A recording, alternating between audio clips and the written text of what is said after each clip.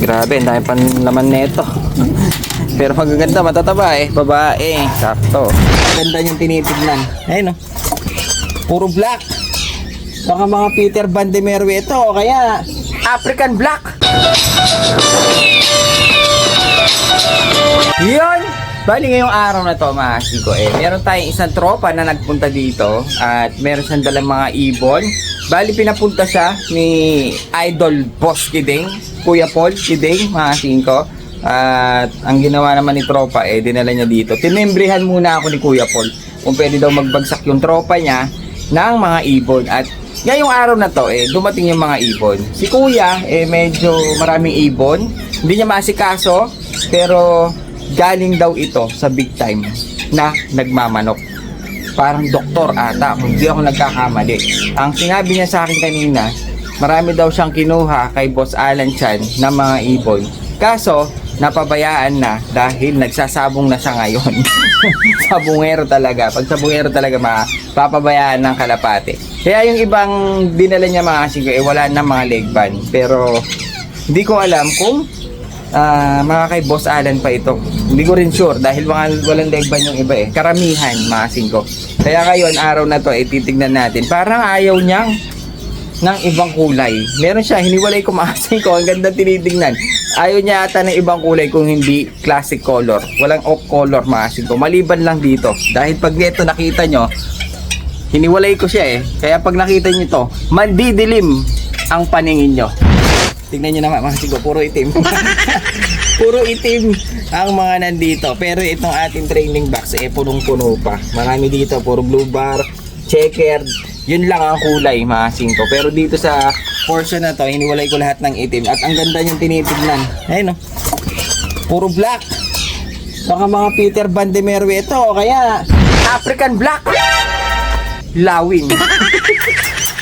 Yan, puntahan natin si Dragon dahil mamaya ikakarga naman natin siya ng second lap ng fan race ng BBC mga singko. Kaya kailangan makainom na siya ng electrolytes hanggang mamayang hapon para meron siyang baon para hindi siya matuyuan sa biyahe dahil medyo mainit pa naman ngayon.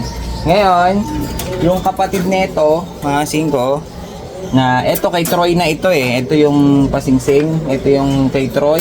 Yung kapatid niyang isa inakyat ko na siya dahil nakikita ko makikipag-unahan na siya dun sa magulang na kumain mabubuhay na yon.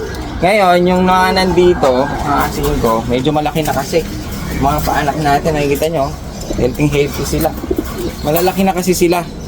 Ngayon gagawin natin kapag nakita kong medyo malakas na talaga siya kumain na medyo nakikipag-agawan na siya sa kanyang magulang, ilalagay na rin natin doon halos sabay-sabay yan mga singko. Itong dalawang blue bar, dalawang checkered. Yung nandito medyo mahuhuli dahil medyo mas maliit ng konti. Isa lang ang kukunin natin dito dahil nga yung isa hindi sa atin. Saka yung nandito sa ilalim medyo malaki na rin. Ngayon pasyalan natin si Dragon dahil nga baka last nakita na natin sa kanya baka hindi makauwi. Kasi Laguna ata ang hagis. Sabagay bungad pa lang mukhang mawawalan na tayo ng ibon. Isa lang kasi kinakarga natin si Dragon dahil siya lang talaga ang lumilipad sa atin. Ngayon nagtimpla na tayo ng lumot. Nagtimpla tayo ng lumot para sa kanya. Ito electrolytes. At akyatin natin si Dragon para mag-miss na tayo. Para pag umuwi siya sakto may pares siya dyan. Sana umuwi pa rin.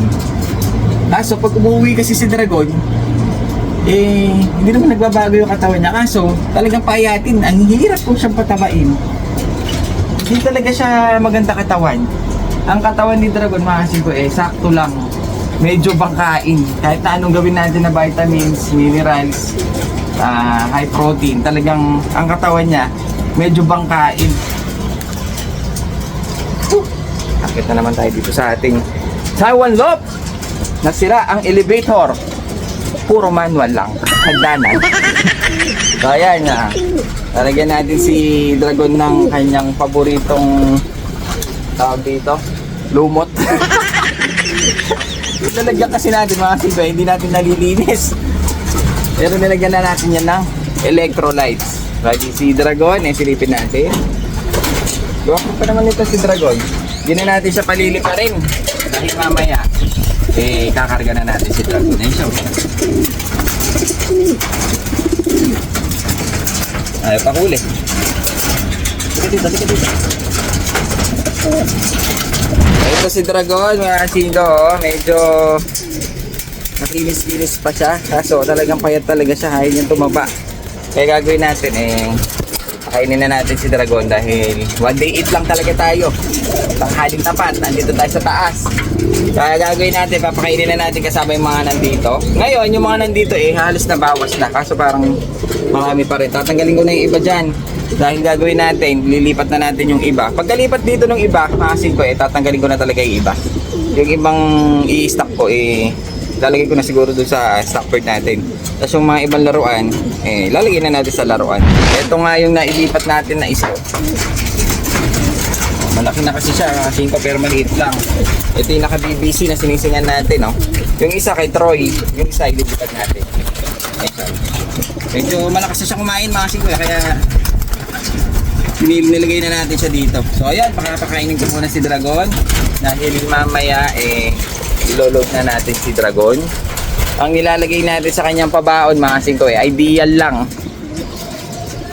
Wala tayong budget ideal at saka itong ano lang pabaon natin, si Lumot na electrolytes. Maganda to. Ito sikreto. Kaso kasi huling kita na natin yung drone, kaya pinakakamasdan ko na siya. Sana mauwi pa rin siya dito at mamiss niya ang ating Taiwan Loaf. Masasarap mong pagkain dito, asin ko. Puro conditioner lang. So ayan, baliin, kumakain na yung mga ibon natin. Pero si Dragon mukhang busog pa. Kahit na papayatin siya, mga asin ko. Medyo payat talaga siya pero mamaya tutukan na yan. Dahil pinakawalan natin yung kanyang kapares Nasaan na ba yun? Naglilipad pa sila. Nasaan na ba yung kanyang kapares? Pinakawalan natin yung kanyang kapares Kaya nagwawala si Dragon. Gusto niyang puntahan, mga asin ko. Yun sila, lumilipad pa. 4 lang yan. Ayan, mga asin ko. Yung ginagawa natin nilalagyan lang natin ng maraming sap. Yung kanilang patuka, mga asin ko. Yun lang ang kanyang pabaon natin. Tapos breeder mix nga ang gamit ko dahil nga mataas ang protein. Gusto kong patabain si Dragon. Kaso talagang di natin kayang patabain. Ewan ko ba kung bakit. Tapos kinakargahan lang natin siya ng B50 vitamins. Kung ano lang nandito sa tindahan natin, yun lang ang ginagamit natin. B50 para meron siyang vitamins na pang manok ngayon, mga asin ko no? Pero poging-pogi pa rin si Dragon. Sana makauwi siya mamaya dahil babasket natin siya mamaya. So ayun, hiwa na natin si Dragon para makakain na itong mga young bird. Mga young bird yung mga nandito hindi pa marunong. Lalo na yung ito yung naka-BBC natin. Pangalawa na to, mga 5 na nandito sa ating Taiwan Loaf. Dahil yung isa nawala na nga So ayun, kain na muna sila, iwanan na natin. Medyo nagwawala si Dragon. Baka may stress dahil yung kanyang kapares Ayun na. Ayun, dumapo na. Ayun, dumapo na. Kaya ngayon, mga singko, ito muna ang titignan natin. Para itong mga nandito, isa-isa nating ilalagay dito. Para makita rin natin kung anong itsura ng mga nandito sa training box. Kasi medyo nagsisiksikan sila dyan, mga singko. Kaya gagawin natin, oops! Hindi niya ako nakikita, mga singko. Pero naririnig niya tayo. Ayun, kasi bulag siya. Bulag, may nakita akong bulag na itim. Itim ka na nga, nandilig pa yung paningin mo. Ayun, nag-blur tuloy yung ating cellphone. Nahawa na. Ayun, wow, huli ka. Ito, mga singko, unahin na natin ang isang pulak. Bulag, mga singko, wala siyang mata. Ito ang literal na one eye cold. Ay, hindi, one eye lang pala. Wala siyang cold one eye na babae. Karamihan kasi minsan dito sa mga dinala ni tropa ayun mga singko, walang leg band. Pero iba, nalagyan naman. Pero karamihan walang leg band. Pero magaganda yung ibon tsaka ang lalaki ng katawan. Itong isang ito, ang ganda babae ito. Pagsama-samahin natin lahat ng mga itim doon sa pwesto. Ang gandang tinitingnan, mga singko. Commercial na lang pero sinabi niya sa akin, kasi bata ni Enteng Sia yun yung nagdala nito, mga singko Tapos ang sabi niya, kay Doc daw ito. Hindi ko lang alam kung si Dr. Kwak-Kwak o ewan ko. Sinabi niya, nabanggit niya kasi kanina, marami daw siyang kinuwang ibon kalibo sa Alan Chan. Dahil mga sabong area mga yan Ewan ko lang kung mga ibon pa niya ito o mga apu-apu na lang. Ewan ko sana. Kaya yung mga makakakuha, baka pumalo yung mga ibon. Ganda ito. Ganda nito. Kak. Ayun Ganda ng mga itim. Pag pinagsama-samang ganyan, mga singko, ang gandang tinitignan. Lalo na to, lalaki. Try nga natin pagsamasamahin. Tanggalin natin itong si Ice Pigeon. Pupuntahin natin banda doon. Si bulag kasi ay hindi makakita. Ayan, mga siko. Sama natin itong young bird. Ayan, oh. Tingnan nyo naman, mga siko. Solid black. Puro itim. Napakagandang tinitingnan. Ayan, oh. Pang thumbnail. Saan ka pa? Ayan. Haluan natin ng isang Ice Pigeon. Dito, kahit na anong hawakan natin, parang iisa lang ang itsura. Kaya, ganyan na lang natin siyang titignan. May young bird pa. Ayan, oh. Black. Baka mga may bloodline ito, hindi lang natin alam eh. Kasi hindi ko natanong kay kuya eh, dahil medyo nagmamadali rin tayo. May customer tayo kanina. Yan, ang gaganda ng mga itim. Solid black. Walang mga puti.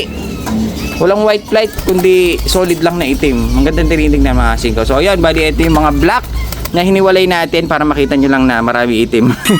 Ang ganda kasing ano eh, kung napagmasdan, pag solid black pala. Sa Facebook may nakita ko puro itim, ang gaganda. Pero ito eh, typical lang na kulay, typical din na itsura, pero pag pinagsama-sama pala, gumaganda siya, mga singko, dahil nagiging uniform eh. Ayun oh. Kaya ngayon, silipin natin yung mga nandito.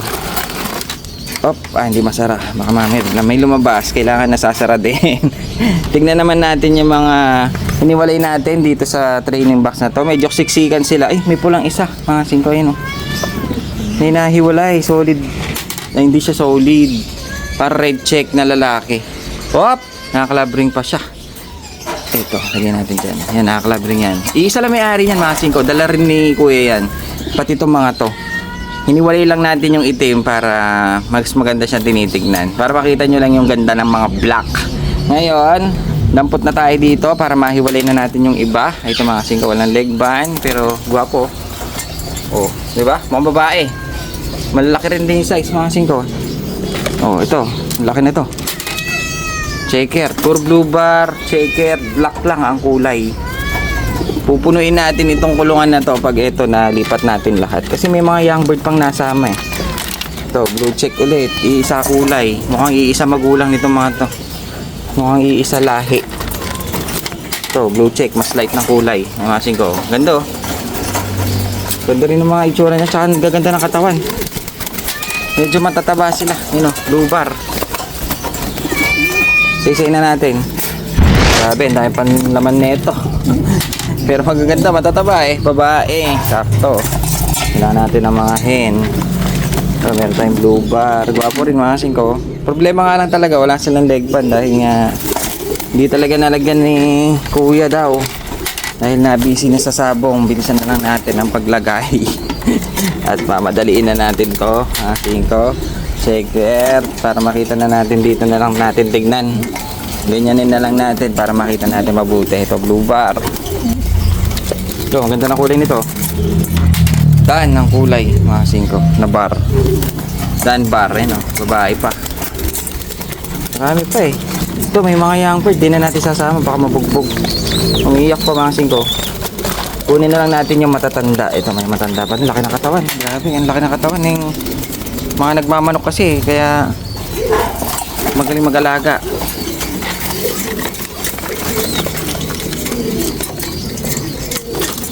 Ito, may isa pa tayo dito na hen. Ayun, medyo malabo yung camera natin. Ito, may leg band ito. So, ayan, bali ito. Mga siko, yung dami. Hindi rin pala natin gano'n makakita dahil nga, ayun, natatabunan. Pero ang dami na nila. Bali, siguro kalahati dito walang leg band. Kalahati siguro may mga singsing din naman yung iba. Ayun, oh. Pero ang dami na nila. Kaya gagawin natin, try natin pagsamasamahin sa labas yung mga itim. Parang uwak. At yung mga checker, try natin. Mayroong mga paris-paris dito. May babae, may hen, may cock. Ayun, oh. Pag paris-parisin natin doon sa pwesto, mag-iisang pula. Ayun, oh. So ayan, bali ito yung dala ni Tropa Babes. At tayo magtatakal na para may tumatawag doon sa pwesto eh. Yun.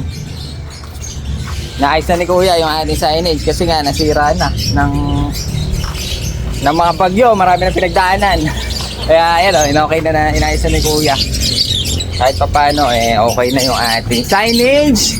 At okay na rin yung mga bagsak sa atin ng mga Tropa Pips natin. Nakita nyo naman mga singko maraming maganda, kaso ang problema, maraming walang leg band. Halos kalahati walang leg band, kalahati may leg band. Pero kung di ako nagkakamali, ang dinala ni tropa natin nasa 26 pieces. Maraming itim. Nakita nyo mga siko. Bali, yan lang ang dala ni Kuya. At medyo hindi ko alam kung paano ko sila isasaksak dun sa pwesto natin. Kahit nga medyo napuno natin yung pwesto. May mga, ano na tawag dito? May mga nailagay na ako na pwede natin pagparis-parisin. Bali, tigdadalawa lang kasi nilalagay natin mga siko. So, yun. Bago matapos ang araw na to, hindi ako papayag na walang shoutout.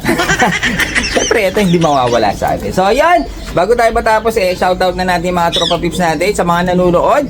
Comment nyo lang kung taga saan kayo para malaman din natin kung hanggang saan na napupunta yung mga video natin. So, ayan. Shoutout natin si Mac Kevin Besana, J. Bert Malabon, mga singko. Kay Takas Mora ng Mabalacat, shoutout sa iyo. Kay Rodel Dekayman ng Laguna. Kay Big Homie, shoutout sa iyo. Kinuha niyo yung ating napakalaking cat cage. Hindi kasi sa motor, kaya tinarisigil na lang.